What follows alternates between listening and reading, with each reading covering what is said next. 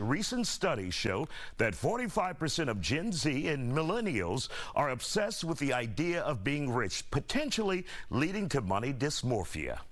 We have with us Ann Lester, who is a retirement expert and author, and she joins us to talk about this fascinating topic about how many millennials and Gen Zers want to be rich. At least 45% of them say they want to be rich. But do they have the path forward? Do they have any means of becoming rich, Ann? So where does this thought process for these young people come from? Well, first off, I have to say, I was like, yeah, I want to be rich. That sounds pretty good to me. So like, yeah, of course people want to be wealthy. I think it's hard to kind of pull apart how much of this is because people are in their 20s, right? We're talking about Gen Z here. And they just are learning about like the real world, their paychecks, adulting, where all the money goes, the shock and horror that you feel when you get your first paycheck and realize you're not taking home nearly as much as you thought you might. Health insurance, taxes, Social Security, 401k, et cetera.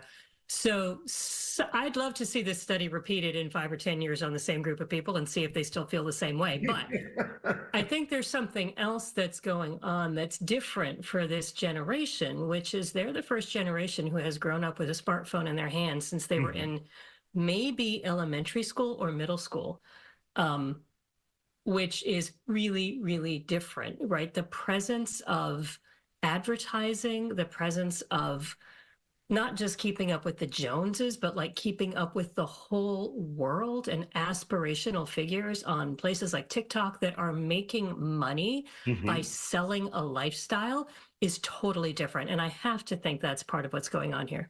Absolutely. You have young people who are now getting a view into other people's lives where, like you said, they're influencers and it looks like they're not going to work, even though they're doing work, but it looks like they have the easiest job and they're making hundreds of thousands, possibly millions of dollars. And there was a time, when I grew up, we were just confined to our neighborhood and that's all you knew other than what you saw on television.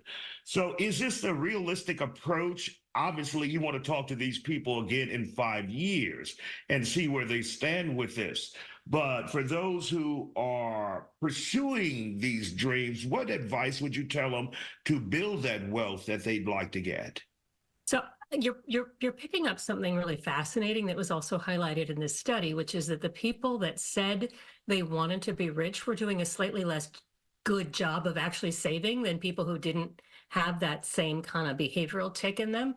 And I think that points out to the fact that if you want to be rich, you have to start doing stuff to get there. And that means both spending less than you earn and also thinking about ways to earn more money. And those are both things that are important to do if you really aspire to build wealth. You have to figure out a way to ratchet down your spending, and you can't be living large like you think rich people do if you're trying to be rich, right? That's a totally different thing you're talking about. It takes on the whole persona of fake it until you make it, meaning you're spending most of your income to look like you're wealthy or you're rich, but then your bank account is empty.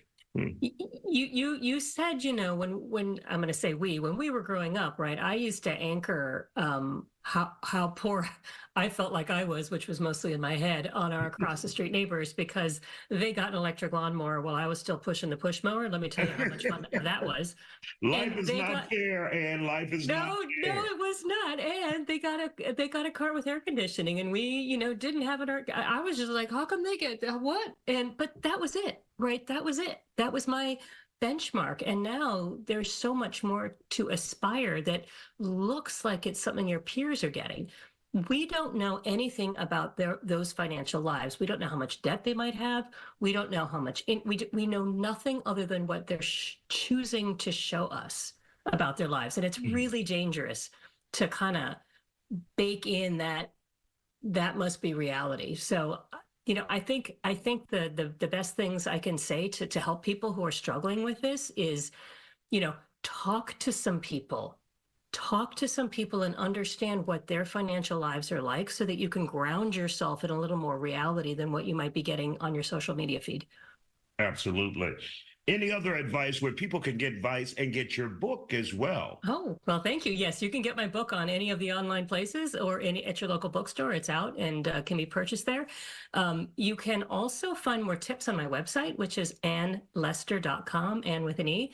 And I guess the biggest thing I can say to young people especially is if you want to build wealth, save half of every raise. That's the way you build wealth.